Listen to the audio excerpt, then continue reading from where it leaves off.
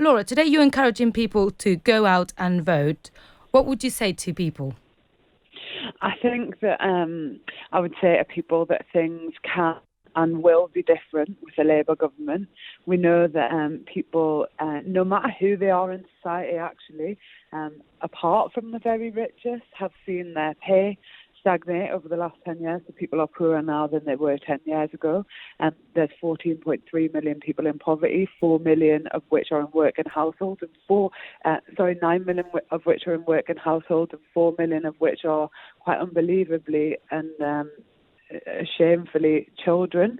And the Labour Party has been out of power for a decade now, and we have an opportunity to turn the tide on climate breakdown, on poverty pay, on insecurity at work. We have the chance to invest in our schools, to save our NHS from the grips of Donald Trump in a free trade agreement with the USA, and so much more. And that can be done with the stroke of a pen. So if you are undecided and you're not a fan of the Tories or the Liberal Democrats, you have nothing to lose by voting Labour. And, you know, there will be so much to be gained for the majority of people who do that. Things will dramatically change under a Labour government for the better. But Laura, you know, you're aware that people are fed up with politics altogether, and especially after Brexit, we've been going on with this for more than 3 years. So, for example, on Brexit, some people feel like the result hasn't been respected. Other people think, well, maybe they didn't give us all the information. We didn't know what we were voting for. Why do you think people will go out tomorrow and vote? Because, as I said, the Labour Party have not been in power for a decade. So whilst we have had members of Parliament and been the opposition throughout this process, we haven't been the orchestrators of it. And it is not our failure. The failure to deliver Brexit or to eradicate in-work poverty is not on our watch. And we have a plan. We have a very credible, serious plan about how we can change people's situation in this nation. But you're absolutely right to raise the fact that people are sick of the political class, feel like the political class has not just failed them in the last 3 years, but the last 3 decades, if we're honest. People feel like the government has not been on their side, and we are saying there is an end to that now. Governments can be progressive, they can be on the side of the people, and they can improve people's lives, and that is what we are saying. We want to, and we will be, a government that is on the side of working people, on the side of the majority of people in this nation, so that they can prosper, so that they can get fulfilment from work. They're not worried about the state of their children's school or whether their operation's going to be cancelled. All of those things can be delivered with the stroke of a pen, by putting a cross next to the symbol for the Labour Party and the Labour candidate. Laura, we're going to go back to yesterday's events. Jonathan Ashworth didn't have a very easy day. He said he didn't really believe the party could win. Do you think he should resign? No, I think he's since clarified that he does think the party could win. You know, he talked about that conversation being with a friend and being banter. Jonathan went out on broadcast yesterday, time after time after time, saying that we can win. And actually what we are seeing on the doorsteps up and down the nation is people who are previous Liberal Democrat voters who are saying the position of unequivocally revoke doesn't work for them. They feel like you need to win the arguments and that a final say referendum is the way forward. People who voted leave, who completely understand why people could not have voted for those withdrawal agreements, because whilst they might have got us out, they sold us out. So we are taking the adult position here, and I think people are respecting us for that. Alongside, let's just remember, the most progressive domestic agenda that has been seen in decades. Laura, but if Labour wins, will he still be the health secretary? I am sure of that. I mean, that is all up to Jeremy Corbyn. He decides his cabinet when he wins the general election, and you know, it's definitely well above my station to be suggesting who is and isn't in the cabinet. I think, the real issue in this general election is the picture of that boy on the floor with suspected pneumonia. I've got a little boy, and the thought of them being so poorly and not having a bed and not having all the teams, because the teams are so stretched. These people are absolute heroes in hospitals, GP surgeries, in walk-in practices up and down the country. They're dealing with a winter crisis, and they're dealing with children who are having to lay on the floors. Imagine that on their soul. And there are political choices that have led to that.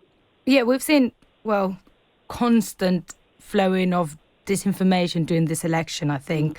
And it actually comes sometimes from senior people. Do you think politics has just completely changed and just become quite nasty? And is this even acceptable? I think it has. There has been a different feel about this general election. I mean, amongst the activists, like, the vibe is really good and positive, and we're just actually trying to enjoy ourselves along the way, because we're trying to change history here. And but there is no doubt that there's been quite a lot of online nastiness, and I think that report today said that 80% of things that the Conservatives have put out online had some misinformation or all, and that's quite staggering, actually. And I would just urge everybody to check the sources of whatever they are reading, including the Labour Party. We're not hiding away from anything, and we don't need to tell lies to win a general election. We want to tell the truth about what we want to achieve. I've never concealed my politics, nor has Jeremy, nor has our party. But I would just urge people to check the sources. Why is it in their interest to say what they are saying? What are they trying to get you to think? And actually, I think people are doing that a lot more now. And I think, yesterday's story on the NHS and that young boy Jack, where somebody tried to discredit the validity of the story, shows a perfect picture. Things can be shared thousands of times by paid bot accounts, or just fake accounts. And people really do have to check the sources, because that story was absolutely true, and that mother received an apology from the hospital about the way they had been treated. Not the hospital's fault, but because of the pressure that they'd been put under. We've seen the latest poll coming out today, and obviously the margin has become smaller. Do you believe it has been a difficult campaign for Labour? I actually think, we are travelling in the right direction, aren't we? I think it's been a difficult campaign for the Conservatives. I have seen, as I said to you before, somebody said to me even yesterday, I've never ever voted Labour in my life, and I'm going to do it. And that's quite staggering when you hear that quite consistently. So, let's see what happens. Let's see what happens tomorrow. We are going to use the next 48 hours, or it's less than that now, isn't it, to fight tooth and nail for every single vote, and just to ask people that they vote for what can be achieved, and not to kind of listen to the people, the naysayers, the doubters. What we are proposing actually is what a lot of other nations have already. Laura, this one is probably a difficult one, but will Jeremy Corbyn step down if Thursday goes badly? Jeremy Corbyn is fighting to be the Prime Minister of this nation, and tomorrow people will go to the polls to choose who will be the government. And I have such a good feeling about this election. We have to deliver it now, and that's up to our activists. We don't have millions of pounds in the bank to spend on this election, but we have hundreds of thousands of people who are prepared to go out between now and 10 p.m. tomorrow to make that case that real change is possible. We can have hope back central to our lives, and things can just be so much better. But will he step down? Because obviously some people have criticised him as being the leader, they maybe don't like him. Is it maybe the time, if it actually doesn't work, is maybe time for Jeremy to go? We are just about to go into a scenario where people have the opportunity to vote for who is their Prime Minister. Any conversation about what happens next, who's in Jeremy's cabinet, it's all hypothetical. Let people go and decide who they want to be their Prime Minister. Okay, Laura, and I want to finish on a nice topic, let's put it that way. I just want you to share if you've got like a nice moment or a funny moment that you have personally lived on this election campaign. I think to be honest, what I have really enjoyed seeing, although I don't know if the activists would say this, it's just like you have no idea how cold and wet it has been on this day. And literally we are out, every single day, all day. I've just absolutely loved the camaraderie. It is a high pressure, intense situation. You have to deliver things for the constituency you wish to represent and deliver things nationally to convey a message of what can be achieved if you should be the party in government.